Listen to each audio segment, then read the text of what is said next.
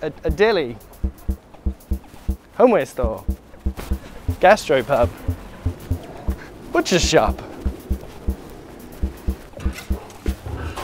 a brewery. All great small businesses that you'd love to be part of. How does a guy like me, or him, invest in a place like this? Is it even possible when all you can afford is a couple of beers?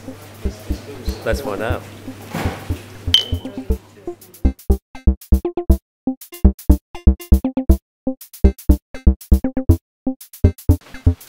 We've all got savings accounts, maybe even an ISA, but for most of us, that's where our experience with investment ends. But surely there's something more rewarding out there. I know, right? So Ed and I challenged each other to find interesting ways to invest small sums of money. But we aren't made of money, so it couldn't be anything we needed to live, and it couldn't be more than we could afford to lose. So the rule we made was that each of us aren't allowed to invest more than we'd spend on a typical night out. The second rule was, if nothing came along we liked the look of, we simply wouldn't invest.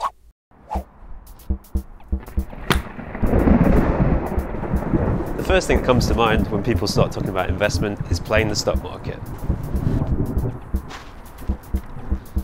But we both agreed that would be far too risky and foolish at this stage. There are portfolio management companies out there, like Nutmeg, or investment funds, but they require a little more money to play with. Nice. So the whole point of this experiment was to use small amounts and be directly involved where it goes. And what could be smaller than a startup? Startups are thriving at the moment, and one of the reasons for this is crowdfunding. If you haven't heard of crowdfunding, do yourself a favour and Google it. You're probably already familiar with Kickstarter or Indiegogo, but right now these sites don't offer you the ability to buy a stake in the business itself. The best you can hope for is a token reward for your support, and it's a slice of the action we're after, not a set of quirky ceramics. But there are places out there that offer you a chance to make an actual investment. Websites like Crowdcube and Seedrs feature a wide range of companies looking for investment, most of them startups. And this is where you can get in on those big ideas on the ground floor. Ed, where's that pie? So it's kind of different from buying shares in the stock market. What's being offered is something called equity, a small percentage of the company they're willing to trade for your investment so they can get the company off the ground or expand. So they've received a bit of coverage in the media recently, but how do these sites actually work? Well, both Seedrs and Crowdcube require you to pass a little test when you sign up. Nothing too long or overly taxing, they're just there to ensure you're fully aware of the risks and realities of investing. As an investor with Seedrs, you buy into a pool that they use to purchase equity in the company of your choice. That way, no matter how small your investment, your group is able to buy a voting and directional stake in the business. That's one of the biggest selling points of Seedrs. They only buy voting shares. It's a simple nominee structure, which makes Seedrs attractive to companies, and it works for you. Basically, it allows them to negotiate certain protections on your behalf, while keeping you better updated on the company's progress in the long term. Does the service cost anything? There's no fees up front, but in return, Seedrs will take around 7.5% should the company make a profit down the road. In any event, I'd recommend checking out their website to get a little more detail. Sounds good. Crowdcube's a little different. When you buy equity, you deal directly with the company. Crowdcube just set up the deal, and when it's done, have nothing more to do with it. The cost to you, the investor, for this service is zero. But for the kind of money we'll be dealing with, we're only going to be able to afford B shares, which are non-voter shares. We'd only be a silent partner. Again, check out the Crowdcube website for more detail. So what's out there? Well, there's been loads on Seedrs and loads have already gone. But the ones that caught our eye and are still around are Play Enable, a company that aims to be a one-stop shop for fitness and exercise. It basically lets fitness professionals, gyms and the like, list and manage their classes through a jazzy website. And then fitness lovers, like me, can browse and book Pilates sessions to our heart's content. One for bike lovers is Wren Bicycles, a London-based design company. They've already produced and sold out of their first run of this gorgeous and very snazzy town bike.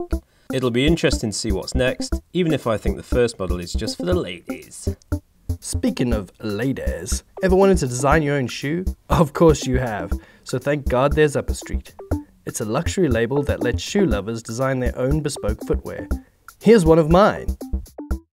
Anyway, check it out, because who knows, maybe we'll see collaborations with top labels in the future, and their site is lush.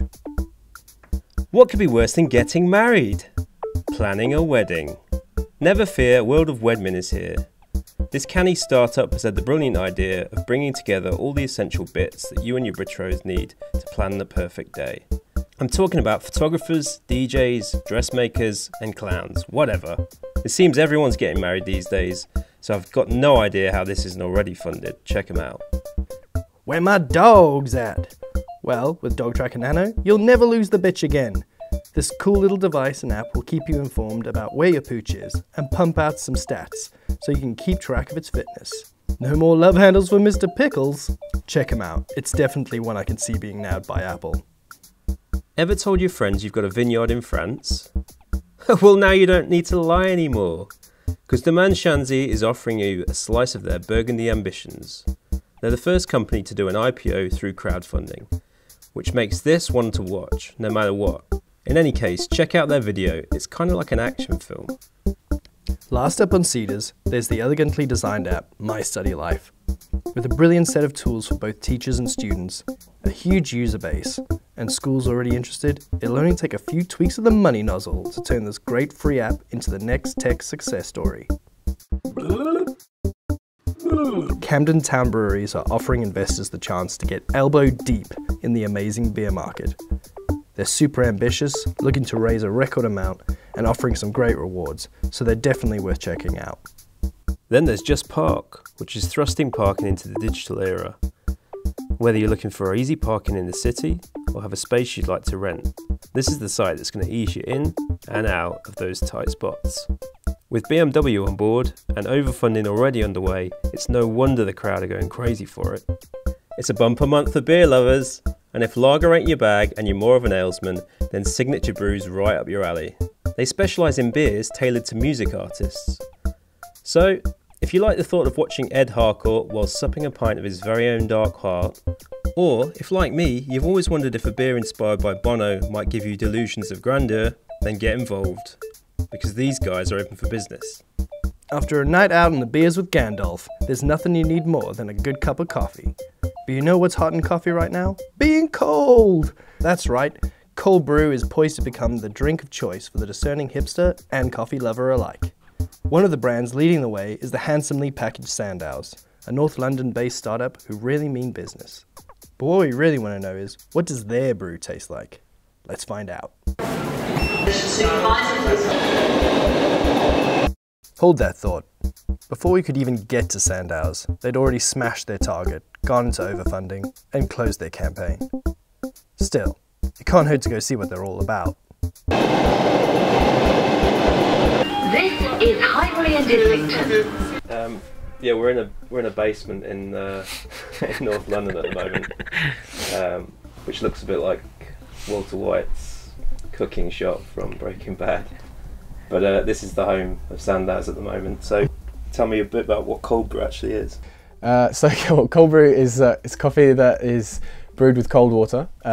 It's what you do is you extract the coffee using only cold water. It means it takes much longer, but you drag out like a really different range of flavour. It's kind of naturally really smooth, naturally sweeter, and like noticeably less acidic as well. Yeah, we wanted to do a process where like we don't have to add anything at the end, so we just use like a really good method of brewing that fits it, no hot water or no heat throughout the process, and you end with something that you don't actually need to kind of correct at the end. How do you think it's going to transfer from, say, somewhere that's warm and, you know, like the west coast of America to like somewhere that's London? Usually cold. Yeah. When we first doing it, obviously we launched it in summer last year. We were thinking like, oh, winter's going to come, like no one's going to want it, like. Yeah, what are we going to do? What are we going to do? Like we have to get other jobs. Like, yeah. Christmas, you know, it did really well. So we do like gift box and stuff online.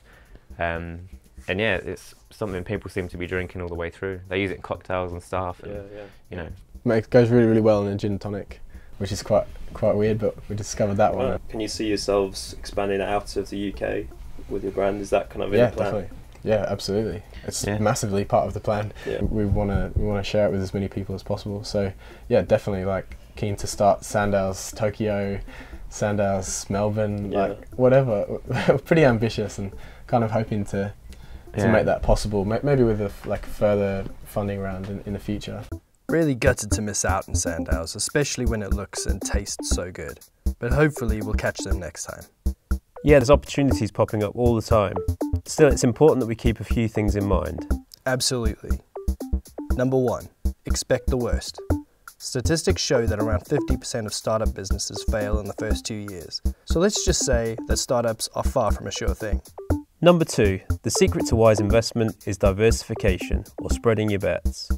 In the simplest terms, this means don't put all your eggs in one basket. It's for this reason we have number 3, practice restraint. It's recommended that only about 5 to 10% of your total investable funds should be in startups.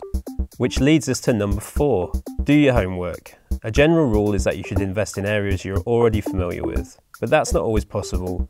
So read as much as you can about the market, the company, and the people behind the idea, and ask questions, especially the hard ones. And last but not least, be patient. Until the company gets bought or floats in the stock market, it can be very difficult to get your money out. To calm potential investors, most companies will provide an exit strategy, which gives you an idea of how long they think it might be before you have a chance of getting your money out. This is usually around 3 to 5 years. Okay, I think the companies we've looked at have a lot of potential, but it's time to stick some money down. What are you going for? Well, I think both of us would have gone for Sandals, but unfortunately we missed the boat on that one. Other than that, I'm going to go for Camden Town Brewery and Just Park. I'm also going to take a punt on Daman Shanzi, as I've always fancied myself as a bit of a vinesman. I'm going to agree with you on Camden Town and Just Park. I really like the look of those guys. Other than that, I'm going to go for Play Enable, World of Wedman, and My Study Life. I think they've found some interesting gaps in the market. So that's our first episode. We're really looking forward to following the companies that we've already discovered and seeing how they get on. Yeah, we hope you've enjoyed it, and we hope it encourages you to check out startups, especially the ones in your local area. We'd love to hear what you guys think, so get involved in the comments below or follow us on Twitter. And remember, if you enjoyed the show, then don't forget to hit the like button, share it with your friends, and subscribe. And that's the long money. It's terrible. Yeah. And that's the long money. That's probably going to be the best one. Yeah.